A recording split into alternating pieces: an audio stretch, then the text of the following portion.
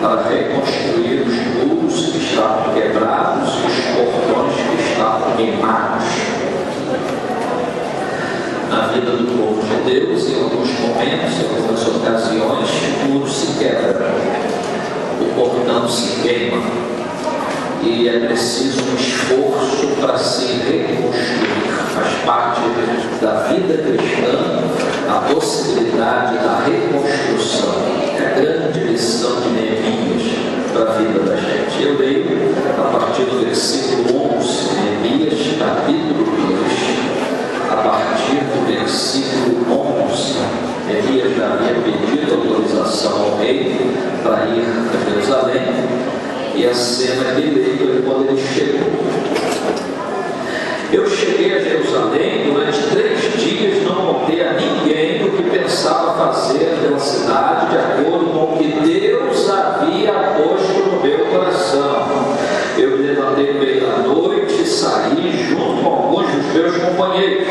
Só levei um animal, o jumento que eu montava. Era noite, quando eu saí da cidade, pelo portão do vale, no oeste, e fui para o sul, passando pela fonte do dragão, até o portão do lixo. Conforme andava, eu ia examinando as muralhas da cidade que haviam sido derrubadas e os portões que haviam sido destruídos pelo fogo. Então virei para o norte e fui para o portão da fonte, para a represa do rei. Mas o jumento não pôde passar, ou não pôde encontrar lugar para passar pelo entulho. Por isso, fui até o vale do Cedron, passei por ele, sempre olhando para as muralhas. Então voltei pelo mesmo caminho pelo qual tinha ido e entrei de novo na cidade pelo portão do vale. Nenhuma das autoridades da cidade ficou sabendo aonde eu tinha ido, nem o que tinha feito. Até ali eu não tinha contado a nenhum dos judeus, aos sacerdotes, às autoridades, aos oficiais ou qualquer outra pessoa que iria tomar parte do trabalho. Mas aí eu lhes disse: vejam como é difícil a nossa situação. A cidade de Jerusalém está em ruínas, seus portões foram destruídos. Vamos construir de novo as muralhas da cidade e acabar com essa vergonha. Então contei a eles como Deus havia me abençoado e me ajudado, e também contei o que o rei havia me dito. Eles disseram: vamos começar a reconstrução, e se aprontaram para começar o trabalho. Porém, Sanbalate, Tobias e um árabe chamado Gesem souberam o que estávamos fazendo. Eles começaram a rir e a caçoar de nós e disseram: o que é que vocês estão fazendo? Vocês vão se revoltar contra o rei? Eu respondi: o Deus do céu nos dará sucesso.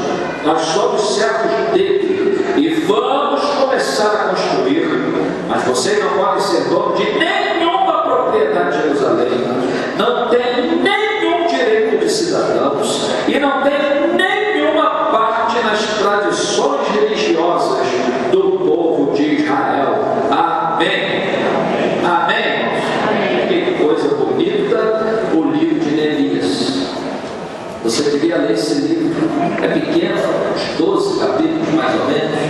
Você pode meditar nele e entender como Deus usa pessoas para fazer a obra dele, como Deus usa pessoas para reconstruir as coisas do povo dele e da cidade dele na época de Jerusalém. Quantas pessoas Deus tem usado? Esdras, por exemplo, foi mais um que Deus usou na mesma época de Neemias. Eu fico imaginando que aqui talvez tenhamos alguns Neemias modernos, talvez tenhamos aí alguns Esdras modernos, talvez tenhamos aí alguns Samuéis, alguns Davis, alguns Paulos, alguns Pedros. Quantas pessoas especiais. Nossas mulheres estavam ali no retiro delas e eu lá disse para elas: aqui tem algumas Déboras, aqui tem algumas Dorcas, aqui tem algumas Joquebedes, aqui tem algumas Marias, e essas mulheres aí que estão fazendo a obra do Senhor. Que coisa boa! E hoje é a posse do nosso irmão pastor Paulo, que vai compor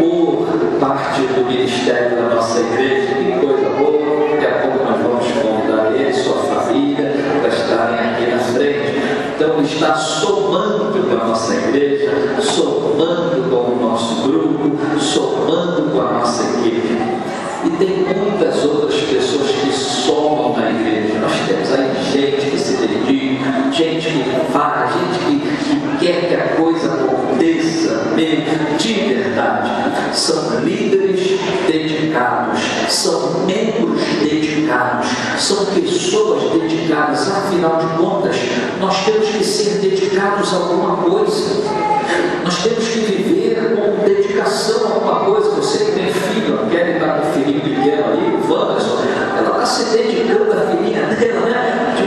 E ela Maria já deu as vacinas, já teve vacina, da forma uma vacininha ou outra. Então a mãe se dedica ao filho, o pai se dedica ao filho, ao trabalho em geral. Nós somos pessoas que se dedicam. E aqui nesse texto, esses versículos, nós temos 3 coisas importantes para aqueles que se dedicam ao Senhor, que se dedicam à obra de Deus. Primeira coisa, irmãos, é que esses líderes dedicados encaram os problemas de frente. Se você quer se dedicar às coisas de Deus e até na sua própria vida, você precisa encarar os seus problemas de frente. Não adianta fugir deles. A gente tem uma linguagem nossa que diz assim: não adianta tapar o sol com o quê?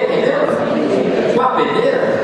Não adianta tapar o sol com a peneira, isso não resolve nada. Então nós temos que encarar os problemas de frente. Vocês viram aí na leitura que eu fiz que o Neemias, irmãos, encarou o problema de frente. Ele estava lá no palácio do rei, lá de Suzã, uma cidade bonita, era a cidade de inverno do rei da Pérsia naquela época. A Pérsia dominava o reino antigo naquela ocasião. Suzã era uma cidade citada também no livro de Esther, quando morava o rei, onde morou a própria rainha Esther, que se tornou rainha. Suzã, uma cidade bonita, uma cidade arrumadinha, uma cidade com a rua limpa, um palácio bonitinho, mármore para aqui, mármore para ali, tudo enfeitadinho. Aí o Neemias soube que Jerusalém estava quebrada, Jerusalém estava com os muros destruídos. Jerusalém é a cidade de Deus, a capital do reino de Judá, os portões tudo queimados. Meu filho, Neemias era patriota.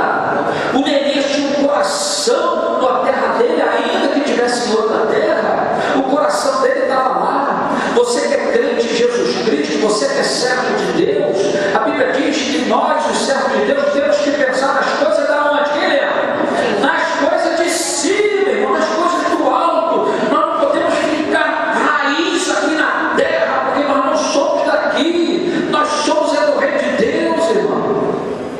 Às vezes o cara foi visitar um sábio lá no Oriente, e aí levou sua mochila, né? Fez aquela viagem, chegou lá na casa do sábio, quando foi visitado, notou que não tinha muita coisa na casa dele. Entrou na casa dele, uma casinha simples, tinha uma cadeirinha, uma mesinha, uma estante cheia de livros, o homem era sábio, né? E aí, papo vai, papo vem, o rapaz perguntou: mas sábio, cadê as suas coisas? Onde é que estão as suas coisas? Aí o sábio virou para ele: não, eu faço a mesma pergunta, cadê as suas coisas? Não, eu não sou daqui, minhas coisas estão lá no meu país, eu só vim visitar você hoje. Ah, é mesmo, eu também não sou daqui. As minhas coisas não estão aqui, eu também não sou daqui. As minhas coisas estão na sabedoria. Onde é que estão as suas coisas? Onde é que estão as suas causas? Por que você luta? Por que você se dedica? O que você encara de frente na sua vida, na sua caminhada?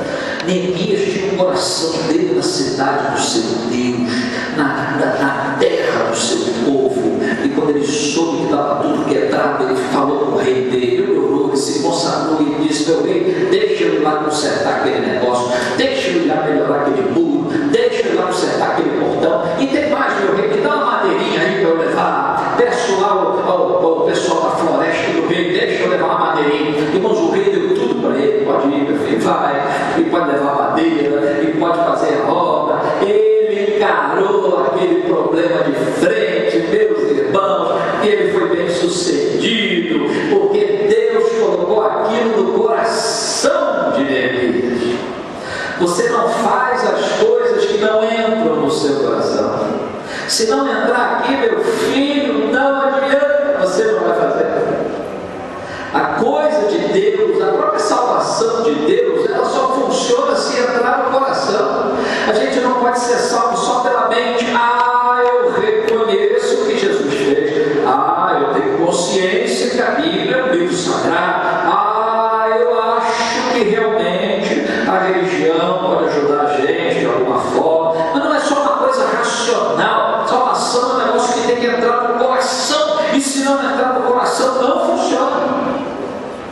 isso que a Bíblia diz: quantos são chamados, poucos escolhidos. Por isso que a Bíblia diz: nem todo que me diz Senhor, Senhor, entrará no reino dos céus. Porque ele não entrou no coração. Jesus disse: o reino dos céus está no seu coração, está em vós, está na vida de você. Quando Deus entra no nosso coração, quando a vontade dele entra no nosso coração, nós damos o primeiro passo que nós chamamos de iniciativa. Fala para a pessoa perto de você: você tem que ter iniciativa. Deus botou um negócio no seu coração, você vai encarar de frente, você tem que ter iniciativa.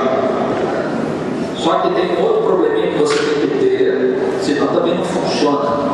Você tem que ter acabativa. Fala para a pessoa agora: meu filho, tem que ter acabativa também. Eu estou inventando essa palavra aí para você. Mas tem que ter acabativa. Tem gente que só tem a iniciativa, só dá o primeiro passo e depois, no meio do caminho se perde. Mas você tem que ter acabativa, você tem que completar, você tem que seguir, você tem que tentar de novo, você tem que fazer outra vez, você tem que ir para frente, você não pode deixar de encarar os problemas e de enfrentar e de superar e de encarar o negócio. Neemias encarou, deu a volta no muro, olhou o muro, pedaço por pedaço, aonde estava quebrado, cada detalhe para fazer o que tinha que ser feito. E você vai encarar os seus problemas de frente? E você vai deixar a vida te levar? Nem sempre vai te levar a um bom lugar. Nem sempre. Muitas vezes a pessoa entra no rio, deixa o rio levar, acaba caindo na cachoeira. Muitas vezes entra no mar e deixa o vento levar a cara lá dentro nas rochas. Então não deixa a vida te levar. Vai para onde você precisa ir. Essa semana passou na televisão um garotinho de 12 anos, olha só, 12 anos, na escolinha dele, descobriu lá vários coleguinhas que precisavam saber quanto faltava de pontos para passar de ano. O garotinho mexia no computador, esses nerdzinhos pequenos que tem por aí, né? Sabe como é que é esses nerdzinhos?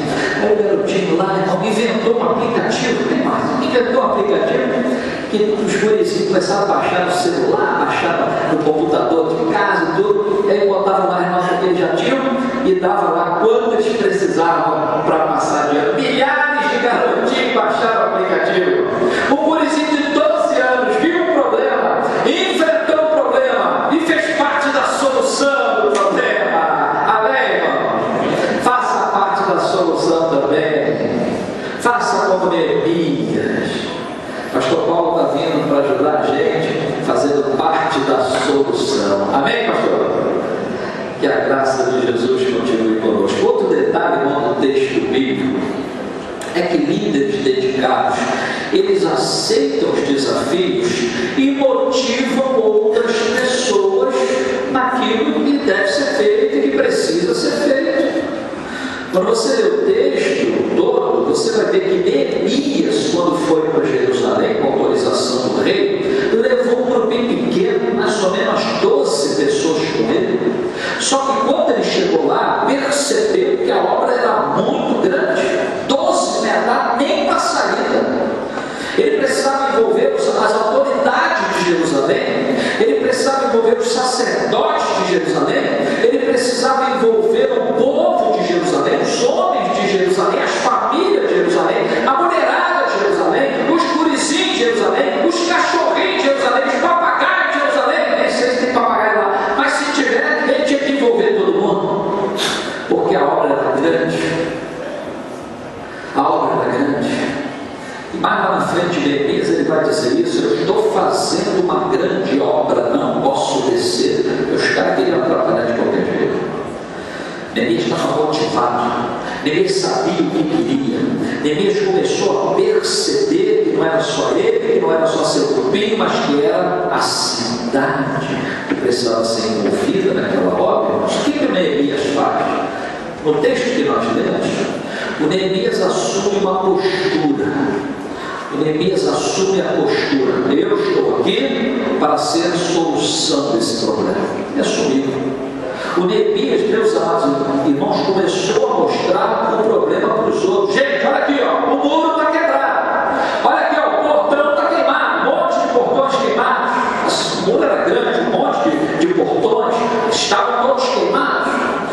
Neemias mostra o problema para os outros. O Neemias, irmãos, ele dá testemunho do que Deus já tinha feito. Olha, Deus já me deu madeira, eu trouxe a madeira, Deus já me deu dispensa do rei, me dispensou. E olha, ele tinha um cargo de confiança do rei Artaxerxes. Ele era o copeiro do rei. Naquela época, o copeiro do rei era cargo de confiança. O camarada era como um supervisor até da comida do rei, para ninguém envenenar o rei. Se bobear em algum momento antes do rei beber, ele pega esse rei, deixa eu ver se está envenenado. Tinha que tomar um golinho, se ele morresse, o rei não bebia. Ou ele chamava um soldadinho, vem cá, meu filho, prova aqui primeiro, antes do rei beber. Não sei se ele devia beber, mas se pegava um servo lá para ele. Mas tudo bem. Mas era um cargo importante. E meus amados irmãos, ele começa então a mostrar o que Deus já havia feito. E depois o que ele faz? Ele abre espaço para o povo se manifestar. Ele mostra o que ele queria, ele mostra os problemas, ele mostra o que Deus já fez. E ele diz: e vocês, vamos fazer o quê? O povo disse: vamos reconstruir. Participou do negócio, se envolveu, motivou aquela gente. E aqui em Oswaldo Cruz, meus amados irmãos, o que nós temos? Nós temos gente que está assumindo uma responsabilidade. Oswaldo Cruz pertence ao Senhor Jesus e nós temos que assumir essa responsabilidade. Amém? Oswaldo Cruz tem problemas e a Igreja Batista de Oswaldo Cruz tem problemas? Tem. A Igreja Batista de Oswaldo Cruz tem problemas. E você está aqui, você tem que ajudar a ser parte da solução. E a Igreja de Oswaldo Cruz tem problemas. Tem um monte de crente que ainda não tem discipulado, não tem quem cuide dele. Tem um monte de crente que ainda não está em certo, não é muito, mas alguns. Nós temos crentes sem compromisso aqui na igreja, temos, não tem nenhum compromisso. Nós temos crentes precisando de cura interior e cura exterior. Nós temos crentes que talvez tenham dúvidas até da sua salvação e precisam firmar a sua fé. Então temos problemas? Temos. Precisamos encarar? Precisamos. Mas o que Deus já fez em Oswaldo Cruz? Irmão, Deus já fez coisas extraordinárias. Deus já nos deu discipulado funcionando para novos crentes. E já nos deu um que está começando a funcionar para os velhos crentes, somos nós. Deus já nos deu células. Tem 47, 48 células aí no dia a dia da igreja funcionando pelos lados. Já temos. Deus já nos deu, irmãos, uma história. Deus já nos deu, sabe o quê? Uma visão otimista do bairro em relação à nossa igreja. Porque antigamente o bairro olhava a nossa igreja com maus olhos, porque já teve muita encrenca na igreja batista. Tinha época que até a polícia era chamada, irmãos, para resolver os problemas da igreja. Deus quer misericórdia. Ainda bem que isso passou, espero que nunca aconteça conosco. Deus quer misericórdia. Mas agora a coisa mudou. Nós somos participantes do centro de capacitação Paulo da Cortella. Estamos aí com gente envolvida nessas associações de moradores. Nosso bairro está aí, fazemos obras sociais e tudo mais. Então nós estamos bem vistos de alguma forma no bairro. Não somos desprezados assim. Então Deus já fez isso. Deus nos deu um espaço legal, irmãos. Foi com muito sacrifício. Mas Deus já nos deu um espaço. Então, o que Deus já fez? Já fez. Deus já nos deu uma visão? Já deu. Deus já nos deu um monte de coisa. Deus. Então, o que falta, irmão? Só falta uma coisa: o povo se manifestar. Só falta você se manifestar. Só falta você. Chegou a hora de você sair do esconderijo, de você ser usado com o poder do céu, de você agir com ousadia e de você acreditar que juntos nós somos mais vencedores. Amém. Mas também juntos nós somos mais fortes e mais que vencedores. Amém? Então nós temos que acreditar nisso.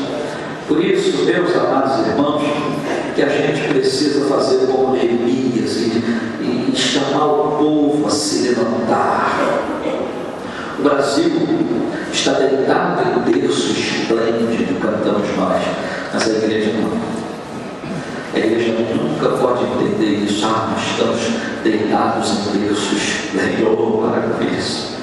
Nós não podemos pensar assim, nunca e jamais. Profeta Isaías Isaías já dizia lá em Isaías capítulo 60: levante-se, Jerusalém, que o seu rosto brilhe de alegria, pois já chegou a sua luz, a glória do Senhor está brilhando sobre você. Aleluia! Eu tinha uma ovelhinha lá em Moçambique, outra igreja que eu participei, lá em Padre Miguel, igreja muito boa, irmãos, muito boa, igreja maravilhosa. E é engraçado, ela é neta da nossa. Eu tinha a moça bonita, quando eu fui criado, a igreja é neta da nossa igreja. E lá tinha uma irmã que era mãe de uns 4, 5 filhos, aquela turma toda adolescente lá na União que eu trabalhava, lá na União de Adolescente. E aquela mulher, irmãos, tinha uns problemas de saúde. Aquela mulher usava aquele negocinho que faz na garganta, aquele negócio de asma, né? Qual o nome daquele negócio? É isso aí, eu escutei, não, mas é isso aí. A bombinha, usava a bombinha. De vez em quando ela ficava com falta de ar, tinha que usar a bombinha, irmão. Ela não era simples, o marido dela beberrão, dela problemático, o marido dela não apoiava ela em nada, o marido dela não ajudava em nada, ela se virava, trabalhava, às vezes ela ia fazer limpeza na casa dos outros, para ganhar um dinheirinho, para cuidar dos filhos, 4, 5 filhos. Era aquela mulher crente do Senhor Jesus. Aquela mulher encarava o problema de frente. E aquela mulher não desistia. E aquela mulher estava sempre cantando. E ela dizia: se levante do chão, erga sua cabeça, siga para o alto que produz salvação. Se levante do chão, erga sua cabeça, derrota não é coisa de cristão. Amém? Aquela mulher exemplar para minha vida. Ela caía, mas levantava. Ela tinha problema, mas levantava. O filho apontava, ela segurava. E os filhos dela estavam ali firmes. Outro dia encontrei com a filha com Jesus. Que coisa linda. Então você tem que ser um desses também. Crente que cai, um crente que vai, e o crente que envolve os outros nessa caminhada. E aí o texto termina e fecha. E vai mostrar mais um negócio para a gente, e a parte que eu não gosto muito. Líderes dedicados, eles encaram um problema de frente, eles se motivam e motivam os outros, mas eles têm que se preparar para um negócio chamado oposição. Meu filho, minha filha, todos os nomes citados no texto são famosos entre os crentes para falar na oposição. O terceiro nome que é citado, a gente tem que lembrar, o Gesem. O Gesem ali, só citou ali, ninguém lembra mais dele. Mas o Sanbalate, o Tobias, meu filho, todo mundo lembra. Sanbalate e Tobias, os caras que começaram a rir da obra de Neemias. Sanbalate e Tobias, os caras que começaram a zombar da obra de Neemias e da obra do Senhor. Sanbalate e Tobias, a concretização daquele que está no mundo espiritual se opondo no mundo material aos servos de Deus. É o diabo. A gente não pode falar, mas é a coisa ruim. E ele faz oposição. Ele faz oposição com todo mundo, mas com os crentes ele gosta de fazer mais, porque o crente é um problema para ele. O crente evangeliza, o crente dá testemunho, o crente faz um monte de coisa, então o crente é um problema para ele. Ele tem que impedir o crente de agir, ele tem que impedir o crente de andar, ele tem que impedir o crente de testemunhar, ele tem que aprisionar, amarrar, botar mordaça no crente, porque quanto mais crente de mordaça, melhor para o diabo. Ele fica feliz da vida. Consegui amarrar aquele ali, consegui amarrar aquela ali, ou aquele ali está amarradinho em nome de Jesus, e pior que ele fica dizendo, está amarrado em nome de Jesus, ele que amarrei ele, e aquela ali também falou amarrado em nome de Jesus, ele que amarrei ela, ele vai amarrando você nem sabe, ele, você está amarrado em nome do diabo, você sem querer fica amarrado em nome do diabo. Sanbalate e Tobias se levantaram, e o texto hebraico lhe dá a ideia mesmo de zombar, desprezar, humilhar. Cara, é contra mesmo o povo de Deus, é coisa ruim dele. Sanbalate e Tobias é o que a gente chama de força contrária. A gente repreende, né? Está repreendida a força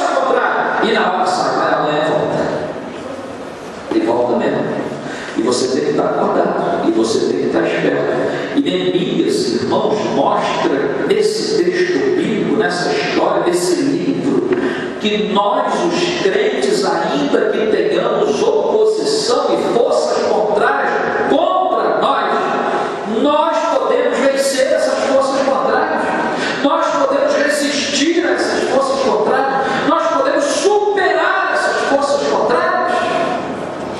É a lição do livro para nós. Há oposição, há problemas, mas há uma vitória já prevista para a igreja, e que Jesus fala toda hora. No mundo tereis aflições, mas tende bom ânimo. Mais alto, mas tende bom ânimo. Eu venci o mundo. Mas em todas essas coisas somos mais do que vencedores. A vitória é nossa em nome de... Essa é mais fácil de a gente falar, né?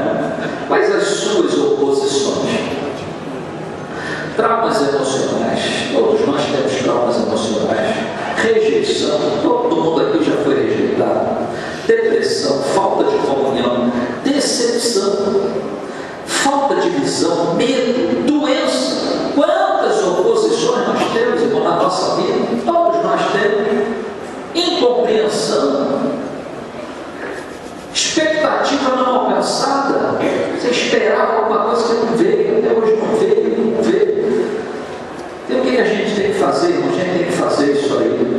Não mostre para Deus o tamanho dos seus problemas, mas mostre para os seus problemas o tamanho do seu Deus. Amém, irmão? É isso que a gente tem que fazer. Tem oposição, vem dificuldade, vem força contrária, mas você vai enfrentar, você vai bater, você vai chegar lá em nome de Jesus. Pedi, dá-se-vos, buscar e encontrareis, batei e abrir-se-vos-á. Sabe o que significa a palavra, o nome de Elias? O conforto de Deus. É isso que Deus quer fazer contigo: confortar você, consolar você, restaurar você, reconstruir os muros da sua vida, não para a sua prisão, mas para a sua proteção. Deus quer fazer isso contigo, Deus quer fazer isso na sua vida. E até entrou um gatinho aqui na igreja. A primeira vez que eu vejo um gatinho aqui na igreja, se fosse outro, eu repreendi. É só um gatinho.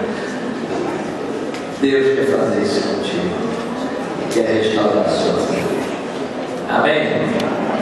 Feche os seus olhos, abaixe a sua cabeça.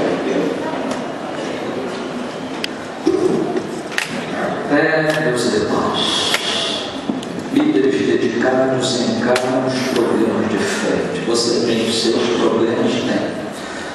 Você não tem como fugir deles. Você vai encarar de frente, você vai se levantar e vai dizer: eu tenho um problema, eu assumo, eu quero resolver isso, eu quero enfrentar isso, eu quero encarar isso, eu não vou fugir desse problema. Líderes dedicados aceitam os desafios e motivam outros. A solução dos problemas, meus irmãos, não está na sua individualidade, mas está na coletividade. Tem mais gente envolvida na solução, não é só você. Você faz parte da solução, mas tem mais gente que vai fazer também. Então você tem que envolver outros na solução desse negócio. Líderes dedicados se preparam para a oposição. Há uma oposição contra você, sempre haverá. Você nunca vai deixar de ter na sua vida alguma força contrária, alguma oposição. Uma vez, um aquário, esses aquários de cidade, grande, muito grande, acharam um peixinho raro e colocaram lá no aquário. Uma semana o peixinho morreu. Passou um mês, acharam de novo outra espécie daquele peixinho raro. Mais uma semana o peixinho morreu. O biólogo chegou e agora o que a gente faz? O outro biólogo falou: já sei, bota um tubarão nesse aquário. Botar um tubarão? Rapaz, que isso? Bota um tubarão, botaram um tubarão, botaram um peixinho. estava sempre esperto do tubarão, estava sempre fugindo do tubarão, estava sempre vigiando, não morreu mais. Que coisa engraçada, que coisa interessante. Por que Deus deixa às vezes os probleminhas na sua vida? Por que Deus deixa às vezes umas dificuldades? Por que Deus deixa às vezes umas lutas? É para te dar resistência. Havia um irmão na nossa igreja que já faleceu e foi para o céu. E foi com mais de 90 anos. E a outra irmã da nossa igreja que morreu também agora, há pouco tempo, mais de 90 anos. Os dois passaram dos 90. Os dois tinham problemas sérios dentro de casa. Que coisa engraçada. Uma tinha uma filha do adolescente, doente da cabeça, maluca, já morreu também. Mas a velhinha viveu mais de 90 anos, era mais velha da nossa vida, 95, 96 anos. O outro tinha uma crise séria na sua vida dentro de casa, mas ele lutava cada dia. Morreu velhinho também. Talvez Deus deixe uns probleminhas na sua vida para te dar resistência, para te dar forças, para você se levantar e enfrentar e vencer essa batalha em nome de Jesus. Amém? Feche seus olhos, baixe sua cabeça. Senhor amado e querido, diante do Senhor nós estamos agora e queremos pedir a tua graça e a tua bênção para as nossas vidas. Queremos te pedir que o Senhor levante líderes dedicados na nossa igreja, que o Senhor levante homens e mulheres firmes na nossa igreja, e ainda que tenham alguma oposição, eles terão do Senhor uma motivação interior que os fará enfrentar os problemas de frente, que os fará encontrar uma motivação pessoal e uma motivação coletiva para ser solução dos problemas. Não queremos pessoas que apenas falem dos problemas, mas que participem da solução. Levanta homens e mulheres aqui, Senhor, para isso. Em nome de Jesus. Amém.